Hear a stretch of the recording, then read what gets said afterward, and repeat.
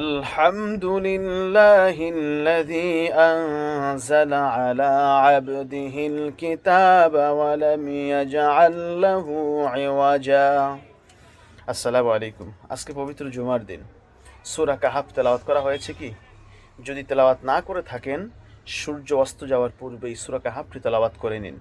কারণ বিশ্বনবী সাল্লাল্লাহু আলাইহি ওয়াসাল্লাম বলেছেন, যে ব্যক্তি জুমার দিনে সূরাতুল কাহাফ তেলাওয়াত করবে তার পূর্বের এক সপ্তাহের গুনাহ আল্লাহ রাব্বুল আলামিন মাফ করে দিবেন এবং আগামী সপ্তাহ পর্যন্ত, এই সপ্তাহ থেকে নিয়ে আগামী সপ্তাহ পর্যন্ত আল্লাহ রাব্বুল আলামিন সূরা কাহাফের তেলাওয়াতকারীকে একটি নূর প্রদান করবেন।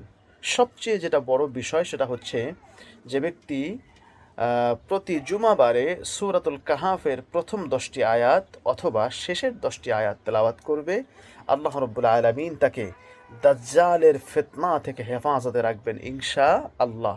অতএব এই ছোট্ট ভিডিও বার্তার মাধ্যমে আপনাদেরকে এটা বলতে চাচ্ছি যে আসুন আমরা প্রতি জুমাবারেই সূরাতুল কাহাফটি তেলাওয়াত করার চেষ্টা করি ইনশাআল্লাহ।